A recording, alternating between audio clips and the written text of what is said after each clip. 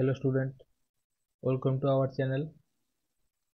तो गत 2 दिन हम आम दशम श्रेणी लाइफ साइंस बहिर पोषण चैप्टर को स्टार्ट करथिले, जो थे प्रथम दिन कौन पढ़ते ना पोषण क्या कहुए आ खाद्य प्रकार भेद, द्वितीय दिन में कौन पढ़ते ना पोषण प्रकार भेद।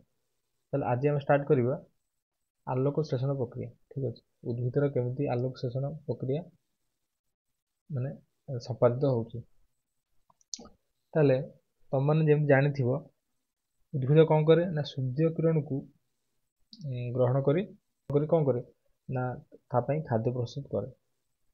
तेणुक ताहले पत्र कौन थाए ना पत्र थाए सबुज कणिका। ठीक अच्छे, हरित लाभक जोटा कहते क्लोरोफिल, इंग्राजी कौन कहते क्लोरोफिल। ताहले से कौन करे ना सूर्य किरण ग्रहण करी से कौन करे ना परिवेश नौथिबा अंगारकाम्ल आ जल को रिएक्शन करी तापाई शर्करा अणु प्रस्तुत करे। देन सेटा जो आम फ्लोएम अच्छी फ्लोएम कौन करे ना फ्लोएम टिश्यूटा आमर प्रस्तुत जो खाद्य जो प्रस्तुत हुए से खाद्य को उद्भिदर समस्त अंश को परिवहन करे। तो प्रथम देखा आम कौन देखा ना पत्रर विभिन्न प्रकार पार्ट देखा। ठीक अच्छे, आम पत्रर विभिन्न प्रकार पार्ट देखा देखा प्रथम गोटे पत्र गोटे नौ गोटे पत्र नेली। ठीक अच्छे, ठीक है, पत्र नौ एटा हूँ तार कौन पत्र शिरा एटा। एटा पत्र शिरा।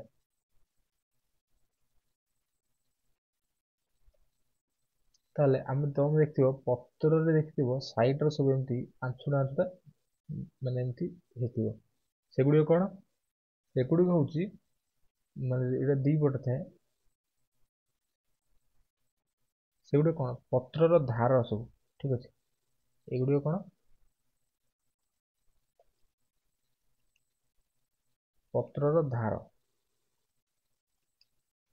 पत्रर कौन धार। ठीक अच्छे, ताले एगुड़ाक सब कौन नेटवर्क टाइप मान शिरा टाइप रही सेगुड़ी हूँ पत्रर शिरा। ताले एटा कौन एटा को इंग्राजी रे कौन कहते पेटियोल कहते। ठीक अच्छे, एटा कौन कहते पेटियोल कहते। ठीक अच्छे, मान डेम्फ इंग्राजी रे पेटियोल कहते। देन आसला आमर एटा देखुव एटा कौन पत्रर टीप एटा। ठीक अच्छे, टीप लिप टीप माने पत्रर अग्र। ठीक अच्छे, ताले आउ गोटे कौन थाए पत्रर माने भीतर रेड कलर देखा पत्र सब देखिए एमती छोट छोट कणिका रही है। ठीक है, कणिका तो नुह छोट छोट एमती कणा रही है जो खाली आँख देखा जाए ना जो माइक्रोस्कोप देखा जाए। सेगुड़ी कौन जान सेगुड़ी को कहते स्टोमाटा। सेगुड़ी कौन करे गैस परिवहन में साहाय्य करे। गैस परिवहन गैस परिवहन एगुड़ा कौन करे साहाय्य करे। गैस जलीय माने जल जो परिवेश को से रिलीज करे पत्र स्टोमाटा दे ही रिलीज करता है। ठीक अच्छे, ताहले आम कौन देखा ना आलोक श्लेषण क्या कहुए। ठीक है, आलोक श्लेषण क्या कहगला ना माने उद्भिद कौन करे लिखाई सबुज उद्भिद आलोक श्लेषण प्रक्रिया श्वेतसार जातीय खाद्य प्रस्तुत करते। आम जानी तल क्लास आम जानी सबुज उद्भिद निज खाद्य निजे प्रस्तुत करे। केमी प्रस्तुत करे पत्र थी सबुज कणिका हरित लाभक सूर्य किरण को ग्रहण करी जल एवं कार्बन डाइऑक्साइड अंगारकाम्ल सहित प्रतिक्रिया कराई श्वेतसार जातीय खाद्य प्रस्तुत करता है। ताहले यही श्वेतसार जातीय खाद्य जीव जगतर सबु जीव को प्रत्यक्ष बा परोक्ष भाव में खाद्य अटे। एटा कौन ये स्टेपटा कौन कहला पूर्वर मु कही हरिण कौन खाए माननीय सूर्य किरण। ठीक है, सूर्य किरण किए ग्रहण कर घास ग्रहण कर घास को किए खाऊ हरिण खाऊ। हरिण किए खाऊँ ना बाघ खाऊँ ठीक अच्छे ताले जदि लक्ष्य कर सूर्य किरण को किए ग्रहण कर घास ग्रहण कर ठीक अच्छे घास को किए खाऊँ हरिण खाऊँ हरिण किए खाऊँ बाघ खाऊँ जदि हरिण जदि घास न खाइब हरिण माने बंचिब कि बंचबनी ताले बाघ कौन कर बाघ क्या खाइब ठीक अच्छे तेणुक डायरेक्टली हो कि इनडायरेक्टली हो प्राणी समस्त प्राणी उद्भिद उपरे निर्भर करता ठीक अच्छे बाघ हरिण खाइबा हेले हरिण को घास खाइबा हम ठीक अच्छे ताले समस्त प्राणी उद्भिद उपरे डायरेक्टली कि इनडायरेक्टली माने डिपेंड करता देन कौन लिखला देन लिखी यही प्रक्रिया निर्गत अम्लजान यही प्रक्रिया निर्गत अम्लजान जीव जगत व्यवहार करते हैं ठीक अच्छे आलोक शोषण प्रक्रिया कौन सृष्टि होता है अम्लजान सृष्टि होता है जो कहते गछ आमको पृथ्वी में अम्लजान सृष्टि करे कौन पे ना आलोक शोषण प्रक्रिया सी कौन करे अंगारकाम्ल को ग्रहण कर निजर खाद्य प्रस्तुत करे आमको कौन दे था ना अम्लजान दे था देन एठी कौन लिखला समग्र जीव जगत यही प्रक्रिया जात पदार्थ उपर निर्भर करते जमी मुझे कहली से कौन गछ जब आलोक शोषण न कर गछ बंचबनी गछ न बंचब ताले आम कौन तृणभोजी प्राणी जोड़ा से कौन हो मरीजे आम क्या खाइबा आम जहाँ को भी खाऊ जो मटन खाऊ चिकेन खाऊ आम कौन उद्भिद जात पदार्थ पर निर्भर करचु कि ना अम्लजान आमको निहाती दरकार अम्लजान कौट आसना आमको गछ दौर अम्लजान ठीक अच्छे ताले कौन लिखला 1937 मसीह रबर्ट हिल ठीक अच्छे रबर्ट हिल गोटे वैज्ञानिक ना निज गवेषण देखाई जे आलोक शोषण गोटे शर्करा अणु प्रस्तुत होगापी 6टी अंगारकाम्ल आ 12टी जल अणु मध्य प्रतिक्रिया करते ठीक अच्छे ये तार गोटे रिएक्शन देती कौन देती 6टी अंगारकाम्ल 12टी जल अणु कौन करना पत्र जो क्लोरोफिल अच्छी हरित लवक ता सहित एंजाइम रो उपस्थिति आ मिनेराल माने साहाय्य नहीं कौन सृष्टि करछि ना माने ये शर्करा सृष्टि कर शर्करा एवं जल देती ऑक्सीजन ये ऑक्सीजन टा कौन होची ता स्टोमाटा दे रिलीज होची कोटी वायुमंडल रिलीज होची ठीक अछि आमे ये ऑक्सीजन द्वारा आम माने जीवन बंचौ ये ऑक्सीजन द्वारा तार ऑक्सीजन कोट होची ना गछर आसिला ठीक अछि एही माने प्रतिक्रिया हमको ऑक्सीजन आ जल अणु मिली देन कौन लिखी 1905 रे वैज्ञानिक ब्लैकमैन आलोक शोषण प्रक्रिया को दुई भाग विभक्त करते आलोक शोषण प्रक्रियाटा ब्लैकमैन कौन करते 1905 मसीह यहाँ दुई भाग विभक्त करते कौन से कहते कि आलोक शोषण प्रक्रिया माने दुईटा स्टेप रे शेष हो प्रथम स्टेपटा कौन कहते प्रथम स्टेपटा कहते आलोक प्रक्रिया आउ सेकेंड स्टेप रो ना देते अंधकार प्रक्रिया ताले आमर गोटे एटी गोटे भ्रांत धारणा आसो कि आलोक प्रक्रिया लाइट माने लाइट उपस्थित होची अंधकार प्रक्रिया बिना लाइट होची किंतु एटा भूल आलोक प्रक्रिया जदि हम आगु पढ़िबा से जानिबो आलोक प्रक्रिया हेले सेथिरु हमकु जो उपादान शेष को मिलिबो तार द्वारा ही हमकु अंधकार प्रक्रिया हबो सेमिति ना अनुसार सेमति कहि परिबोनी कि आलोक प्रक्रिया आलोक द्वारा होची अंधकार प्रक्रिया अंधार होची राति अंधकार प्रक्रिया भी पारिबनी बुझिल कि आलोक प्रक्रिया हेले ही अंधकार प्रक्रिया हम आलोक प्रक्रिया स्टार्ट हबार किछि समय पर जदि तार आमर कौन दे एटीपी आउ एनएटीपी जो सृष्टि हो सारा पर ही यहाँ अंधकार प्रक्रिया आरंभ हुए ठीक अच्छे तेने आम देखिए कौन ना आलोक प्रक्रिया क्या कहते ताले ए दुईटा प्रक्रिया आमर कौटी हुए पत्रर क्लोरोप्लास्ट होता है ठीक अच्छे अंधकार प्रक्रिया आलोक प्रक्रिया कौटी हुए ना पत्रर क्लोरोप्लास्ट होता है जब देखिब क्लोरोप्लास्ट यहाँ गोटे चित्र देखी क्लोरोप्लास्ट चित्र सेठी देखुथिब गोटे तार गोटे आकार मान तार गोल एटा कटा है माइक्रोस्कोप तले देखाई एटा कौन एटा हूँ तार गोटे माने बाह्य आवरण ठीक अच्छे आउटर मेम्ब्रेन ने बाह्य आवरण এইটা କ'ଣ এইଟା ହେଉଛି ତା ଇନର ମେମ୍ବ୍ରେନ୍। ଠିକ୍ ଅଛି, ଇନର ମେମ୍ବ୍ରେନ୍ କ'ଣ ନା ଅନ୍ତ ଆବରଣ।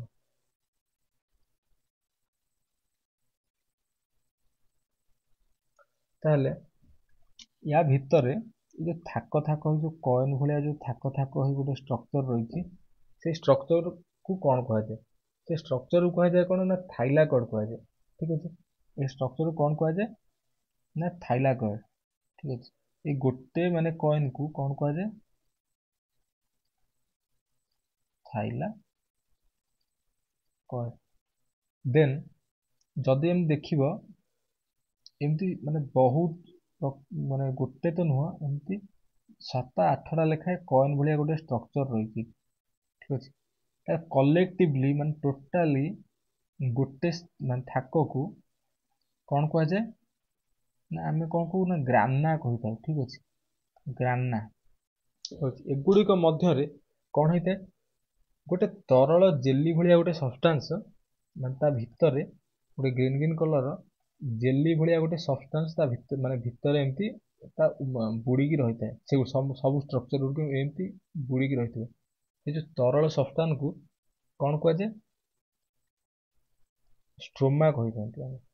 ଠିକ୍ ଅଛି, ତରଳ ସବଷ୍ଟାନ୍ସକୁ କ'ଣ କୁହନ୍ତି ନା ଷ୍ଟ୍ରୋମା। ଠିକ୍ ଅଛି, ଷ୍ଟ୍ରୋମା ରସ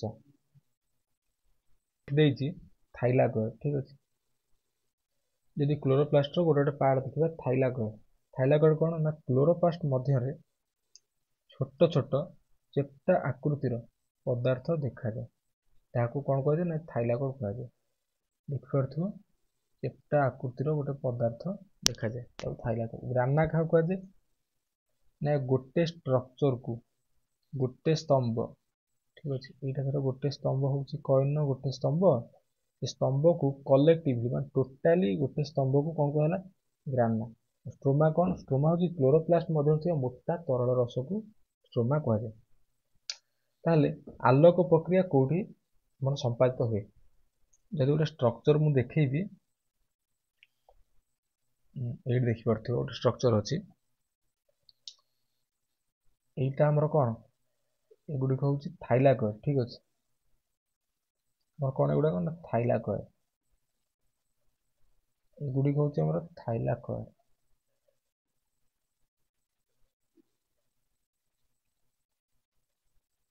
ଥାଇଲାକଏଡ୍ କ'ଣ ହେଇଛି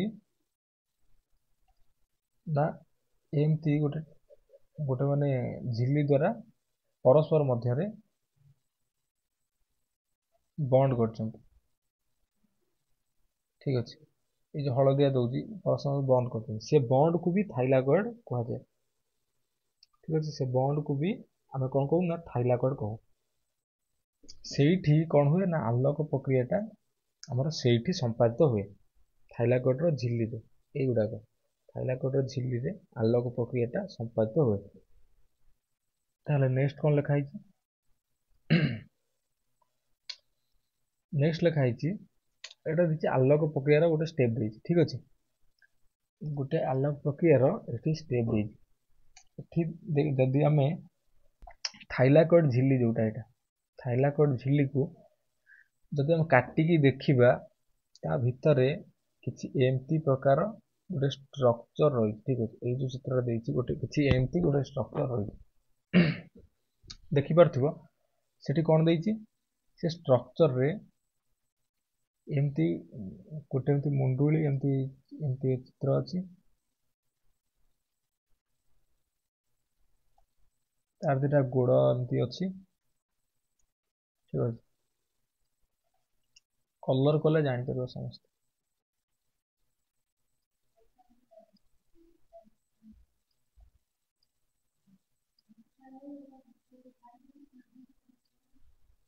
କଲର୍ କଲେ ସମସ୍ତେ ଜାଣିପାରିବ।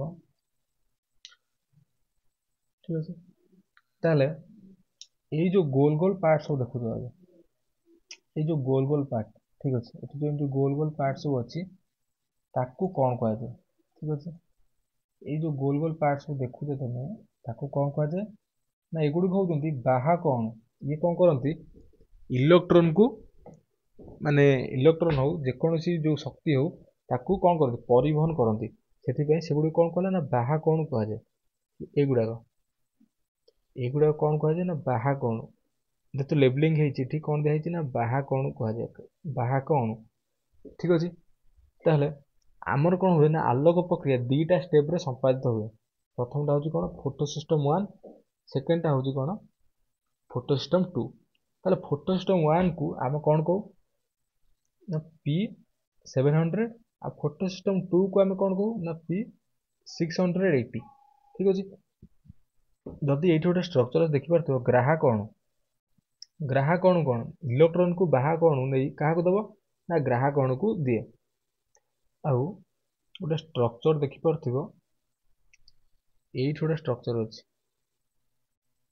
ଏଗୁଡ଼ିକ କ'ଣ ଜାଣିଛ? ଏଗୁଡ଼ିକ ହେଉଛି ଆଲୋକ ପ୍ରତିକ୍ରିୟା କେନ୍ଦ୍ର। ଏଇଠି ଲେଖା ହେଇଛି ଆଲୋକ ପ୍ରତିକ୍ରିୟା କେନ୍ଦ୍ର। ମାନେ ଆମର ଯେଉଁ କ'ଣ ଗୋଟେ ଫୋଟୋ ଇଲେକ୍ଟ୍ରିକ୍ ଇଫେକ୍ଟ ଅଛି, ଫୋଟୋ ଇଲେକ୍ଟ୍ରିକ୍ ଇଫେକ୍ଟ ବୋଲି ଯଦି +2ରେ ପଢ଼ିବ photo electric effect. Photo electric ଇଫେକ୍ଟରେ କ'ଣ ହୁଏ ନା ଗୋଟେ ମେଟାଲ ଉପରେ ଯଦି ସର୍ଟନ୍ ୱେଭଲେନ୍ଥର କିଛି ଲାଇଟ୍ ପଡ଼ିଲେ ସେ କ'ଣ କରେ ନା ଇଲେକ୍ଟ୍ରନକୁ ବାହାର କରେ ତା ଦେହରୁ।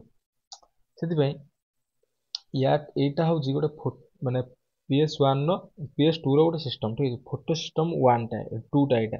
ଠିକ୍ ଅଛି। ଏଠି କ'ଣ ହେଇଛି ଆ ଭିତରେ କ'ଣ ଅଛି ହରିତ ଲବକ ଅଛି ଏଇଟା। ଠିକ୍ ଅଛି।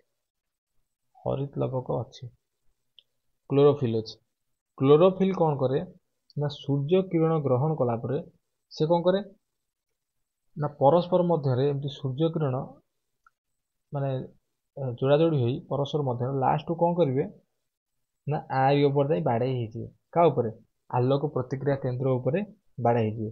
ତାହେଲେ ବାଡ଼େଇ ହେଲେ କ'ଣ ହେବ? ସିଏ ବି ଫୋଟୋ ଇଲେକ୍ଟ୍ରିକ୍ ଇଫେକ୍ଟ ଭଳିଆ ଆଲୋକ ପ୍ରତିକ୍ରିୟା କେନ୍ଦ୍ର ବି ଗୋଟେ ଇଲେକ୍ଟ୍ରନକୁ ମାନେ ନିଜ ଦେହରୁ ବାହାରି କରିବ। ଇଲେକ୍ଟ୍ରନ୍ ଯାଇ କ'ଣ କରିବ? ସେ ଇଲେକ୍ଟ୍ରନ୍ ଯାଇ ବାହାକ ଅଣୁ ଯିଏକି ପରିବହନ କରିବ ଇଲେକ୍ଟ୍ରନକୁ, ବାହାକ ଅଣୁ ଦେଇ କେଉଁଠି ଯିବ ନା ଗ୍ରାହକ ଅଣୁକୁ ଯିବ। ଠିକ୍ ଅଛି। ଗ୍ରାହକ ଅଣୁ କ'ଣ କରିବ? ସେଟାକୁ ନେଇ ଆଉ ଗୋଟେ PS1ର ଯେଉଁ ମାନେ ଫୋଟୋ ସିଷ୍ଟମ୍ 2ର ଯେଉଁ ଆମର ଫୋଟୋ ସିଷ୍ଟମ୍ର ଆଲୋକ ପ୍ରତିକ୍ରିୟା କେନ୍ଦ୍ର ଅଛି ତାକୁ ନେଇ ଦେବ। ଠିକ୍ ଅଛି। ଏମିତି କିଛି ହେଇ ଆମର ଆଲୋକ ପ୍ରକ୍ରିୟା ସମ୍ପାଦିତ ହୁଏ। ଯଦି ଏହାର ପୁରାପୁରି ମାନେ ଡିଟେଲ୍ସରେ ଦେଖିବା ତାହେଲେ କ'ଣ ହୁଏ? ମୁଁ ଲେଖିଛି କ'ଣ ଲେଖିଛି ନା ଥାଇଲାକଏଡ୍ ମଧ୍ୟରେ ଥିବା କ୍ଲୋରୋଫିଲ୍ ଅଣୁଗୁଡ଼ିକ ଆଲୋକ ଶକ୍ତି ଗ୍ରହଣ କରି ପରସ୍ପର ମଧ୍ୟରେ ସ୍ଥାନାନ୍ତର କରିଥାନ୍ତି। ଠିକ୍ ଅଛି। ଯେମିତି ମୁଁ କହିଲି କ୍ଲୋରୋଫିଲ୍ ଅଣୁ କ'ଣ କରନ୍ତି ନା ଏଇଠି ଯେଉଁ କ୍ଲୋରୋଫିଲ୍ ଅଣୁ ଗୁଡ଼ାକ ଅଛନ୍ତି ସେଗୁଡ଼ିକ କ'ଣ କରନ୍ତି ନା ପରସ୍ପର ମଧ୍ୟରେ ଏଇ ଫୋଟୋସିଷ୍ଟମ୍ 1 ପ୍ରଥମ ତ ସମ୍ପାଦିତ ହୁଏ। ଫୋଟୋସିଷ୍ଟମ୍ 1 ଦେଖିବା କ'ଣ କରେ ନା ଥାଇଲାକଏଡ୍ ମଧ୍ୟରେ ଯେଉଁ କ୍ଲୋରୋଫିଲ୍ ଅଛନ୍ତି ସେ କ'ଣ କରେ ସୂର୍ଯ୍ୟ କିରଣ ଗ୍ରହଣ କରି ମାନେ ସୌରଶକ୍ତି ଗ୍ରହଣ କରି ପରସ୍ପର ମଧ୍ୟରେ ଆଦାନ ପ୍ରଦାନ କରି ମାନେ କନେକ୍ଟ ହେଇ ସେ କ'ଣ କରନ୍ତି ନା ଆଲୋକ ପ୍ରତିକ୍ରିୟା କେନ୍ଦ୍ର ଉପରେ ଯାଇ ବାଡ଼େଇ ହେଇଯାଆନ୍ତି। ଦେନ୍ କ'ଣ ହୁଏ? ଆଲୋକ ଶକ୍ତି ଆଲୋକ ପ୍ରତିକ୍ରିୟା କେନ୍ଦ୍ରରେ ପହଞ୍ଚିବା ପରେ ଫୋଟୋ ଇଲେକ୍ଟ୍ରିକ୍ ଇଫେକ୍ଟ ଯୋଗୁଁ ଯେମିତି ମୁଁ କହିଲି ଗୋଟେ ସର୍ଟନ୍ ୱେଭଲେନ୍ଥର ମାନେ ଲାଇଟ୍ଟା ଯଦି ପଡ଼ିବ ଆମର ମେଟାଲ ଉପରେ ସେଠୁ କ'ଣ ହେବ ନା ଇଲେକ୍ଟ୍ରନର ଗୋଟେ ଅଣୁ ବାହାରିବ। ସେମିତି ଆଲୋକ ପ୍ରତିକ୍ରିୟା କେନ୍ଦ୍ର ଉପରେ ଯେତେବେଳେ ଏ ଲାଇଟ୍ ମାନେ ଆମର ଆଲୋକ ଶକ୍ତି ପଡ଼ିବ ସେଥିରୁ ବି ଗୋଟେ ଇଲେକ୍ଟ୍ରନ ବାହାରିବ। ଯୋଗୁଁ ମାନେ ଫୋଟୋ ଇଲେକ୍ଟ୍ରିକ୍ ଇଫେକ୍ଟ ଯୋଗୁଁ ସେଥିରୁ ଏକ ଇଲେକ୍ଟ୍ରନ ବାହାରିଥାଏ। ଠିକ୍ ଅଛି। ପରେ ସେହି ଇଲେକ୍ଟ୍ରନ ଠିକ୍ ଅଛି ବାହକ ଅଣୁ ଦ୍ୱାରା ଗ୍ରାହକ ଅଣୁ ଗ୍ରହଣ କରେ। ମୁଁ କ'ଣ କହିଲି? ସେ ଇଲେକ୍ଟ୍ରନ କ'ଣ କରିବ? ଯେଉଁ ଇଲେକ୍ଟ୍ରନ ଏଠୁ ବାହାରିବ ଠିକ୍ ଅଛି। ଯେତେବେଳେ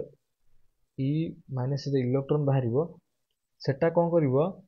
ଆମର ଏଇଠି ଯେଉଁ ବାହକ ମାନେ ଅଣୁ ଅଛି ଏଇଗୁଡ଼ାକ ଯେଉଁ ବାହକ ଅଣୁ ଗୁଡ଼ାକ ଅଛି ଏଗୁଡ଼ା ଯେଉଁ ବାହକ ଅଣୁ ଅଛି ସେଠି କ'ଣ ହେବ ନା ଇଲେକ୍ଟ୍ରନଟା ତା ଦ୍ୱାରା ପରିବହନ ହେଇ କେଉଁଠି ଯିବ? ଗ୍ରାହକ ଅଣୁ ପାଖକୁ ଯିବ। ଠିକ୍ ଅଛି। ଏଇଠି ଆସିବ ଗ୍ରାହକ ଅଣୁକୁ ପଳେଇ ଆସିବ। ଗ୍ରାହକ ଅଣୁକୁ ଆସିଲେ କ'ଣ ହେବ? ଗ୍ରାହକ ଅଣୁ କ'ଣ ହୋଇଥାଏ? ଗ୍ରାହକ ଅଣୁର ଟେକ୍ନିକାଲ ଟର୍ମ କ'ଣ ନା NADP+। ଠିକ୍ ଅଛି। ଏଇଟା ଗୋଟେ ଗ୍ରାହକ ଅଣୁର ଟେକ୍ନିକାଲ ଟର୍ମ। ତାର ଫୁଲ୍ ଫର୍ମ କ'ଣ ନା ନିକୋଟିନାମାଇଡ୍ ଆଡେନାଇନ୍ ଡାଇନ୍ୟୁକ୍ଲିଓଟାଇଡ୍ ଫସ୍ଫେଟ୍। ଠିକ୍ ଅଛି। ତାହେଲେ ଏଥିରେ ଯୋଉ ଯୁକ୍ତ ଚିହ୍ନ ଅଛି ତା ମାନେ କ'ଣ ଜାଣିଛ? ଇଏ ମାନେ ଗୋଟେ ଇଲେକ୍ଟ୍ରନକୁ ଗ୍ରହଣ କରିବାକୁ ଚେଷ୍ଟା କରୁଛି।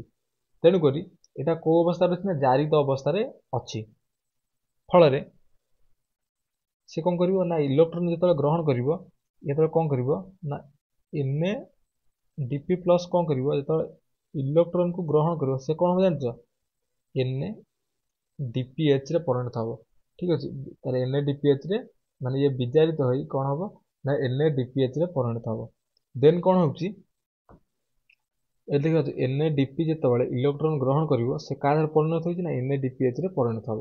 ପରେ କ'ଣ ହବ ଯେତେ ମାନେ ଇଏ କ'ଣ କଲା ତାର ଇଲେକ୍ଟ୍ରନଟା ଆସିଲା କୋଉଠୁ ନା ଆଲୋକ ପ୍ରତିକ୍ରିୟା କେନ୍ଦ୍ରରୁ ସେ ଇଲେକ୍ଟ୍ରନଟା ଆସିଲା। ଆଲୋକ ପ୍ରତିକ୍ରିୟା କେନ୍ଦ୍ର ତ ଇଲେକ୍ଟ୍ରନ ଲସ୍ କରିଦେଇଛି। ସେଠି କ'ଣ ହବ ମାନେ ଆଲୋକ ପ୍ରତିକ୍ରିୟା କେନ୍ଦ୍ର ଜାରିତ ହୋଇଯିବ। ଆଲୋକ ପ୍ରତିକ୍ରିୟା କେନ୍ଦ୍ର ଜାରିତ ଯେତେବେଳେ ହେଇଯିବ, ଜାରିତ ହେଲା ପରେ ସିଏ ବି କ'ଣ କରିବ? ସିଏ ବି ଗୋଟେ ଇଲେକ୍ଟ୍ରନକୁ କେମିତି କ'ଣ ଆଣିବ ବୋଲି ଚେଷ୍ଟା କରିବ। ତାର ସେ ଇଲେକ୍ଟ୍ରନ କୋଉଠୁ ଆଣିବ? ତା ଆମର ସେକେଣ୍ଡ ଷ୍ଟେପ୍ ଯେତେବେଳେ ପରଫର୍ମ ହବ ଏଇଠି ଫୋଟୋ ସିଷ୍ଟମ 2 ଯେତେବେଳେ ପରଫର୍ମ ହବ। ଠିକ୍ ଅଛି। ଫୋଟୋ ସିଷ୍ଟମ 2 ଯେତେବେଳେ ପରଫର୍ମ ହବ ଏଇଠି କ'ଣ ହବ? ସେମିତି ଏମାନେ ବି ଏଠି ଯୋଉ କ୍ଲୋରୋଫିଲ୍ ଅଣୁ ଗୁଡ଼ାକ ଅଛନ୍ତି ଏମାନେ କ'ଣ କରିବେ? ଏମାନେ ବି ପରସ୍ପର ମଧ୍ୟରେ ମାନେ ଲାଇଟ୍ ରେକୁ ସଂଗ୍ରହ କରି ତାଙ୍କର ଯୋଉ ଅଛି ଆଲୋକ ପ୍ରତିକ୍ରିୟା କେନ୍ଦ୍ର ଫୋଟୋ ସିଷ୍ଟମ 2 ରେ ସେଠି ଯାଇକି ସଂଗଠିତ ହବ। ସେ କ'ଣ କରିବ ପୁଣି ସେ ବି ଏକ୍ସାଇଟେଡ୍ ହେଇ ସେ କ'ଣ କରିବ ଗୋଟେ ଇଲେକ୍ଟ୍ରନକୁ ଡୋନେଟ୍ କରିବ। ତାହେଲେ ଇଏ ଇଲେକ୍ଟ୍ରନ କ'ଣ ହବ? ପୁଣି ବାହକ ଅଣୁକୁ ଆସିବ। ବାହକ ଅଣୁ କ'ଣ କରିବ? ଗ୍ରାହକ ଅଣୁକୁ ଦବ। ତାହେଲେ ଗ୍ରାହକ ଅଣୁ କ'ଣ କରିବ? ନେଇ ପହଞ୍ଚାଇବ କୋଉଠି? ଫୋଟୋ ସିଷ୍ଟମ 1 ର ଯୋଉ ଆମର ଆଲୋକ ପ୍ରତିକ୍ରିୟା କେନ୍ଦ୍ର ଅଛି ଯୋଉଟା କି ଜାରିତ ଅବସ୍ଥାରେ ଅଛି ଇଲେକ୍ଟ୍ରନକୁ ଚାହୁଁଛି ହେଲା। ଠିକ୍ ଅଛି। ସେଠି ଯାଇ ପହଞ୍ଚାଇବ। ସେ ପୁଣି କ'ଣ ହବ ନା ବିଜାରିତ ହେଇଯିବ। ସେଠି ପହଞ୍ଚିଲା ପରେ ପୁଣି ସେଠି ସେ ଫୋଟୋ ସିଷ୍ଟମ 1 ଟା କ'ଣ ହବ ନା ବିଜାରିତ ହେଇଯିବ। ତାହେଲେ ଏତିକିରେ କ'ଣ ହେଇଛି ନା ଫୋଟୋ ସିଷ୍ଟମ 1 ଟା ଆମର ଟୋଟାଲ କମ୍ପ୍ଲିଟ୍। ଫୋଟୋ ସିଷ୍ଟମ 2 ରେ କ'ଣ ହେଇଛି? ପରବର୍ତ୍ତୀ ସମୟରେ ଫୋଟୋ ସିଷ୍ଟମ 2 ରେ ପୁନର୍ବାର କ୍ଲୋରୋଫିଲ୍ ଗୁଡ଼ିକ ଆଲୋକ ଶକ୍ତି ଗ୍ରହଣ କରି ଆଲୋକ ପ୍ରତିକ୍ରିୟା କେନ୍ଦ୍ରରେ ପହଞ୍ଚାଇବେ। ମୁଁ ଯେମିତି କହିଲି ଫୋଟୋ ସିଷ୍ଟମ 2 ରେ ପୁଣି କ'ଣ ହବ ନା ଆଲୋକ ଯୋଉ କ୍ଲୋରୋଫିଲ୍ ଗୁଡ଼ିକ କ'ଣ କରିବ ନା ଆଲୋକ ଶକ୍ତି ଗ୍ରହଣ କରି ଆଲୋକ ପ୍ରତିକ୍ରିୟା କେନ୍ଦ୍ରରେ ପହଞ୍ଚାଇବ।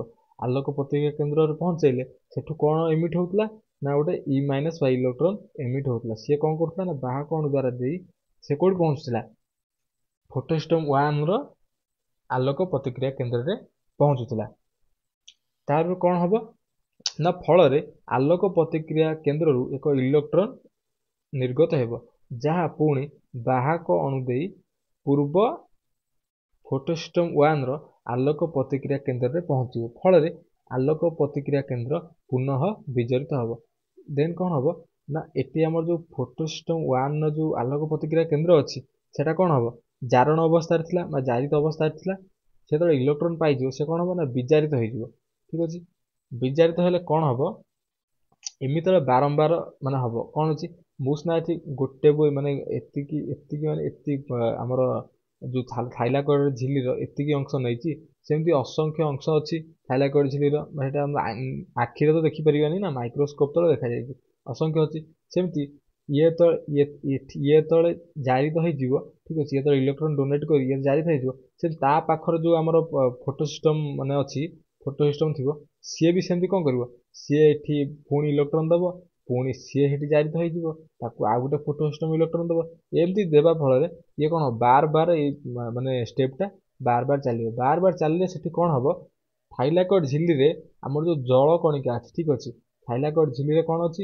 ଏଇଠି ଯୋଉ ଥାଇଲାକଏଡ୍ ଝିଲ୍ଲି ଅଛି, ଥାଇଲାକଏଡ୍ ଝିଲ୍ଲିରେ ଏଇଠି ଯୋଉ ଜଳ କଣିକା ଅଛି ସେଗୁଡିକ କ'ଣ ଜାଣିଛ? ବିଘଟିତ ହେଇଯିବ। ବିଘଟିତ ହେଲେ କ'ଣ ହବ? ଆମର ଯେତେ H2O ବିଘଟିତ ହବ, ଆମକୁ କ'ଣ ଦବ? H+ ଦବ ଆଉ O2 ଦବ। ଠିକ୍ ଅଛି। ତାହେଲେ ସେଠି କ'ଣ ହବ? ଇଲେକ୍ଟ୍ରନ ସୃଷ୍ଟି ପ୍ଲସ୍ ଇଲେକ୍ଟ୍ରନଟା ସୃଷ୍ଟି ହେଉଛି। ଠିକ୍ ଅଛି। ତାହେଲେ କ'ଣ ହବ? ଆମର ଯୋଉ ହାଇଡ୍ରୋଜେନ ଅଣୁ ଯୋଉ ଥାଇଲାକଏଡ୍ ମଝିରେ ଯୋଉ ଲ୍ୟୁମେନରେ ଥିବା ନିମ୍ନ ଶକ୍ତି ସମ୍ପନ୍ନ ADP ଏନଜାଇମ୍, ଠିକ୍ ଅଛି, ADP ଏନଜାଇମ୍ ମଝିରେ ଯୋଉ ମାନେ ଅଂଶ ଅଛି, ଏଠି ଜଳ ଅଣୁ ଯେତେବେଳେ ଭାଙ୍ଗିଯିବ କ'ଣ ହବ ନା ହାଇଡ୍ରୋଜେନ ଦବ, ଅକ୍ସିଜେନ ଦବ, ପ୍ଲସ୍ ଗୋଟେ ଇଲେକ୍ଟ୍ରନ ଦଉଛି। ସେଠି କ'ଣ ହଉଛି? ସେ ଯୋଉ ଲ୍ୟୁମେନରେ ଆମର ଗୋଟେ ଅଛି କ'ଣ? ADP ଏନଜାଇମ୍ ଅଛି। ଠିକ୍ ଅଛି। ନିମ୍ନ ଶକ୍ତି ସମ୍ପନ୍ନ ADP एंजाइम एडीपी एंजाइम जो अच्छी सेठी कौन हम हाइड्रोजन कौन करिवो ता सहित प्रतिक्रिया करिवो ठीक अच्छे हाइड्रोजन जो मिसीज ता सहित सी कौन दब ना एटीपी रे परिणत हम ठीक अच्छे ये एटीपी आ जो एनएडीपीएच कौट थिला एनएडीपीएच ये जो माने एटा ग्राहक कौन माने कौन करथिला ना इलेक्ट्रॉन ग्रहण करी कौन होतला एनएडीपीएच रे परिणत होतला ए एनएडीपीएच आ एटीपी मिसी कौन करे जानछ एनएडीपीएच आ एटीपी मिसी एनएडीपीएच एटीपी मिसी कौन करिवे ना आलोक शोषण पई शक्ति गठन करिवे एटा थिला कौन ना आलोक प्रक्रिया थिला एटा ठीक अछि आलोक प्रक्रिया पई सब बेले सूर्य किरण रो दरकार थाए एटा माने हमर बिना सूर्य किरण रे एटा संगठित होबना कारण मु जेमति कहली कौन क्लोरोफिल कौन करती ना आलोक शक्ति नियंती आलोक शक्ति नहीं से कौन करती आलोक प्रतिक्रिया केंद्र रे पहुंचाती आलोक प्रतिक्रिया केंद्र रे कौन थाए इलेक्ट्रॉन थाए सेठी जतले लाइट पड़िबो छोटो वेवलेंथ रे लाइट पड़ला सेठी कौन ना से गोटा इलेक्ट्रॉन को डोनेट कला से कौन करिवो ना बाहा कोण हमर जो अछि बाहा कोण ताको ग्रहण कला ग्रहण करिवे कौन करिवो ना ग्राहक कोण दबो ग्राहक कोण ताको टेक्निकल टर्म रे आमे कौन कहू एनएडीपी प्लस से कौन अछि जारित अवस्था रहउछि से चाहूछि गोटा इलेक्ट्रॉन चाहूछि से इलेक्ट्रॉन नेला पर से कौन हो विजारित हबो विजारित होला पर से भी रखि पाइबो इलेक्ट्रॉन से नै कौन करिवो ना फोटो सिस्टम 2 रे जोटा हमर अछि कोन ଆମର ଏଟା ତ ଛାଡିନ ଏଟା ଏନଏଡିପିଏଚ ରେ ପରିଣତ ହେଇଗଲା ଦେନ୍ କଣ ହବ ଆମର ଯୋଉ ଅଛି କୋଉଠି ଆମର ଯୋଉ ଫୋଟୋ ସିଷ୍ଟମ 1 ରେ ଆମର ଯୋଉ ଆଲୋକ ପ୍ରତିକ୍ରିୟା କେନ୍ଦ୍ର ଅଛି ସେଟା କଣ ହବ ସେଟା ଆମର ଜାରିତ ହେଇଗଲା ଜାରିତ କଣ ପାଇଁ ହେଲା ନା ସେ ଇଲେକ୍ଟ୍ରନ କୁ ରିଲିଜ କରିଦେଇଛି ରିଲିଜ କରା ପରେ ତା ପାଖରେ ଯୋଉ ଫୋଟୋ ସିଷ୍ଟମ 2 ଅଛି ସେଠି ବି ସେମିତି ଷ୍ଟେପ ହଉଛି ସେଠି କଣ ହଉଛି ନା କ୍ଲୋରୋଫିଲ ଗୁଡିକ ଯେତେବେଳେ ଆଲୋକ ଶକ୍ତି ଗ୍ରହଣ କରି ସେ ବି ନେଇ ଏମିଟ କରୁଛନ୍ତି କୋଉଠି ନେଇ ବାଡଉଛନ୍ତି ନେଇ କୋଉଠି ଆଲୋକ ପ୍ରତିକ୍ରିୟା କେନ୍ଦ୍ର 2 ରେ ନେଇ ବାଡେଇ ଦେଲେ ବାଡେଇ ଦେଲା ଫଳରେ ସେଠି କଣ ହଉଛି ନା ଇଲେକ୍ଟ୍ରନ ଗୁଡେ ଏମିଟ ହେଲା ସେ ଇଲେକ୍ଟ୍ରନ କଣ କଲା ନା ବାହା କଣ ଦେଇ ଆମର କୋଉଠି ପହଞ୍ଚିଲା ଆଜି ମାନେ ଆଲୋକ ପ୍ରତିକ୍ରିୟା କେନ୍ଦ୍ର 1 ରେ ପହଞ୍ଚିଲା ତାହେଲେ ସେଠି ସେ ବି କଣ ହେଲା ଜାରିତ ହେଇଗଲା ସେମିତି ବାର ବାର ଷ୍ଟେପ ହେବା ଫଳରେ ଆମର ଯୋଉ ଥାଇଲାକଏଡ ଯୋଉ ଝିଲି ଅଛି ତା ମଝିରେ ଯୋଉ ଜଳ କଣିକା ଗୁଡା ଅଛି ସେଗୁଡିକ କଣ ହବ ନା ମାନେ ଭାଙ୍ଗି ଯାଉଛି ଠିକ ଅଛି ଭାଙ୍ଗିକିନା କଣ ଦଉଛି ନା H+ ଦଉଛି ଆଉ ଅକ୍ସିଜେନ ଦଉଛି ଦେନ୍ ଦଉଛି କଣ ନା ଇଲେକ୍ଟ୍ରନ ଦଉଛି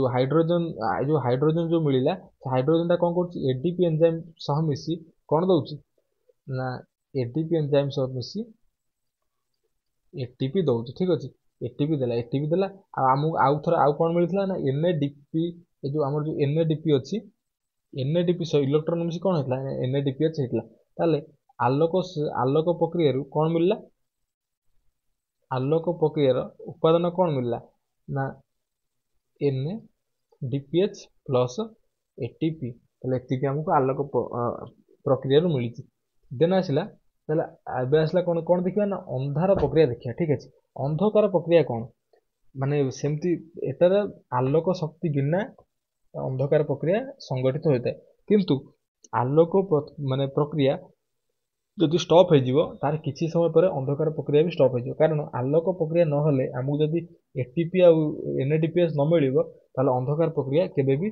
संगठित होई परिबोनी सेति भाई आलोक प्रक्रिया किछि समय पर एटा स्टार्ट होइताय अंधकार प्रक्रिया स्टार्ट होइताय आ आलोक प्रक्रिया किछि समय जदि आलोक प्रक्रिया स्टॉप हो जाउची तार किछि समय पर एटा भी स्टॉप हो जाय ताले मु जदि लिखिबी आ यार स्टेप लिखिबी कार अंधकार प्रक्रिया रो माने स्टेप लिखिबी कौन लिखिबी ना एटा कोठी जानछ एटा होची आलोक प्रक्रियाटा होतला कोठी हमर थाइलाकॉइड रो झिल्ली रे किंतु एटा कोठी हो जानछ माने क्लोरोप्लास्ट रो स्ट्रोमा रे संपादित हो एटा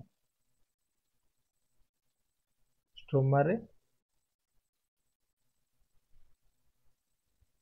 संपादित हुए ठीक अछि अंधकार प्रक्रिया देन कोन गोटे स्टेप अछि आलोक प्रक्रियार संपादन पर सेथुरु मिलुथिबा एटीपी और एनएडीपीएस सह वायुर स्टोमाटा दे प्रवेश करथिबा अंगारकाम्ल सहित मिसिबा परे 5 कार्बन विशिष्ट आरयूबीपी जहाँ गोटे कोन ग्राहक कोण रूपे काम करे ताहा रुबिस्को नामक एंजाइम रो सहाय्य रे 3 कार्बन विशिष्ट दुईटी शर्करा अणु प्रस्तुत करे माने एठी कोन गोटे स्टेप अछि कोन लिखिबी ना हमर कोन हला आलोक प्रक्रिया रे जो मिलुतला उपादान आलोक प्रक्रियार उपादान कौन कौन थिला हमर NADPH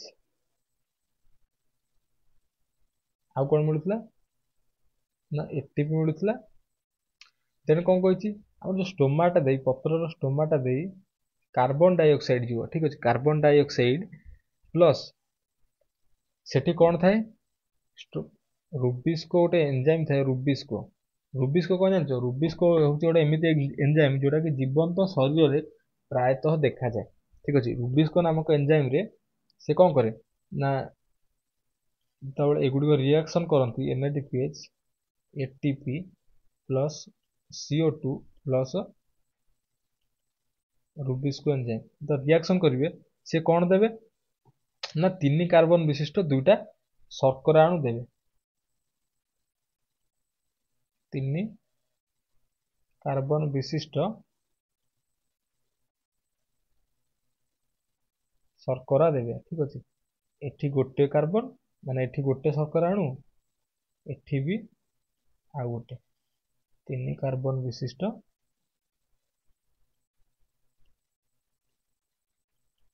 माने दीटा अणु देबे ठीक अछि 3 कार्बन विशिष्ट दीटा शर्करा अणु देले देन कोन हला परे कोन हो जानछ से दीटा शर्करा अणु मिसी जिवे मिसी किना कोन करबे ना 6 कार्बन विशिष्ट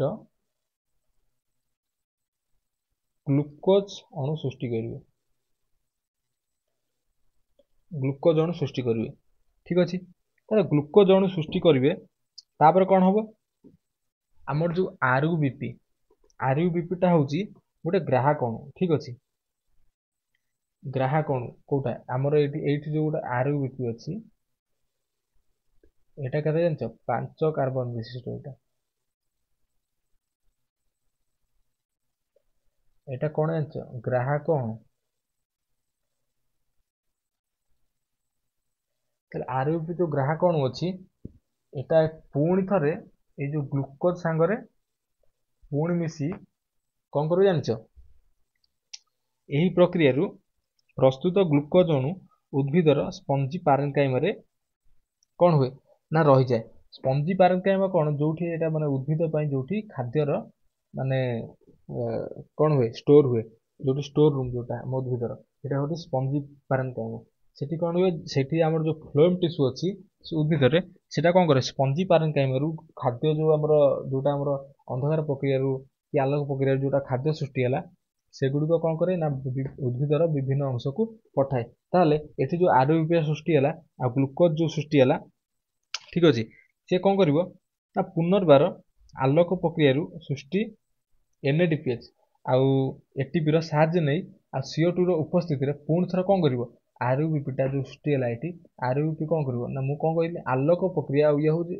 आलोक थिला पर्यंत आलोक प्रक्रिया गछर चालिवो लगातार भाव रे कोन सृष्टि होतबो NADPH आ ATP सृष्टि होतबो ताले बार बार जतबळे ए जो अंधकार प्रक्रिया चालिवो सेथे कोन मिलथो ग्लूकोज प्लस आरयूपी जो मिलिथिवो आरयूपी टा जो मिलिला लास्ट को से आरयूपी कोन करिवो ए आलोक प्रक्रिया जो मिलुथिया कोन NADPH आ ATP सहित मिसी पूर्ण थरे कोन करिवो ना कार्बन डाइऑक्साइड रो उपस्थिति रे रुबिस्को एंजाइम को सह रिएक्शन करी पुणी कोन दबो सेमती ग्लूकोज अणु पुणी सृष्टि करिवो ता सहित पुणी कोन करिवो ना आरयूपी पुणी सृष्टि हबो एटा कोन होउची ना गोटे साइकिल हिसाब चलची कोन साइकिल हिसाब चलची प्रथम हमकु आलोक प्रक्रिया कोन मिलला ना आ गोटे पेज रे देखिबी आलोक प्रक्रिया रु हमकु कोन मिलला ना NADPH मिलला प्लस ATP मिलला ठीक अछि ये कोन कले ना कार्बन डाइऑक्साइड प्लस आरयूबीपी ठीक अछि 5 कार्बन विशिष्ट आरयूबीपी जोटा कि हमर ग्राहक माने ग्राहक अणु ता सहित कोन कले ना रुबिस्को एंजाइम जो रुबिस्को एंजाइम अछि ता उपस्थिति रे कोन कले ना दीटा 3 कार्बन विशिष्ट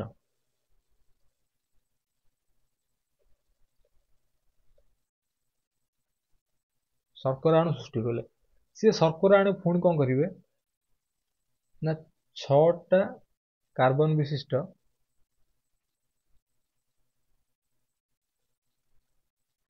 6 कार्बन विशिष्ट ग्लूकोज सृष्टि करिवो ठीक अछि ग्लूकोज अणु सृष्टि कला तापर पुणी कोन हला ना से ग्लूकोज अणु सहित पुणी हमकु से जो ग्राहक अणु जोटा हमर कोन आरयूबीपी ठीक अछि से आरयूबीपी पुणी थर सृष्टि हबो ठीक अछि आरयूबीपी कोन हला ना आरयूबीपी पुणी थर सृष्टि हला से आरयूबीपी सृष्टि होवा फल रे आलोक प्रक्रिया हम कोन मिलो ना एनएडीपीएच प्लस एटीपी मिली थाए स्टोमाटा दे कोन जाए ना CO2 गैस टा जाए एमती मिसी पुणी कोन करिवे ना पुणी ग्लूकोज सृष्टि करिवे से ग्लूकोज माने ग्लूकोज तो नु पुणी सृष्टि करिवे कोन ना दीटा 3 कार्बन विशिष्ट शर्करा अणु सृष्टि करिवे से शर्करा अणु कोन करिवो ना पुणी ग्लूकोज सृष्टि करिवो प्लस आरयूपी सृष्टि करिवो से आरयूपी कोन करिवो पुणी एमती कोन करिवो ना एनएडीपीएच आ एटीपी CO2 सहित रिएक्शन करी पुणी सृष्टि करिवो कोन दीटा 3 कार्बन विशिष्ट शर्करा अणु सृष्टि करिवो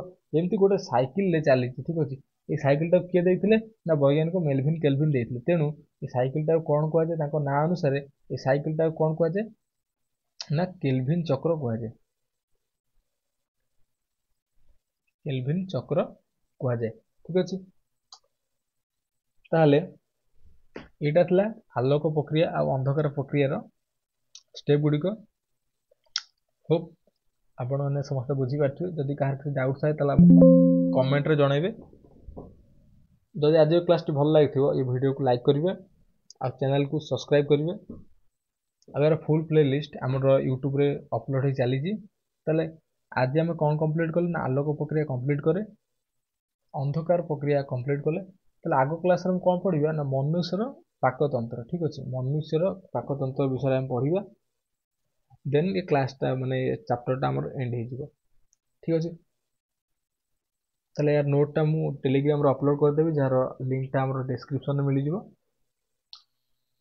ताले आज बेथि की जय जगन्नाथ।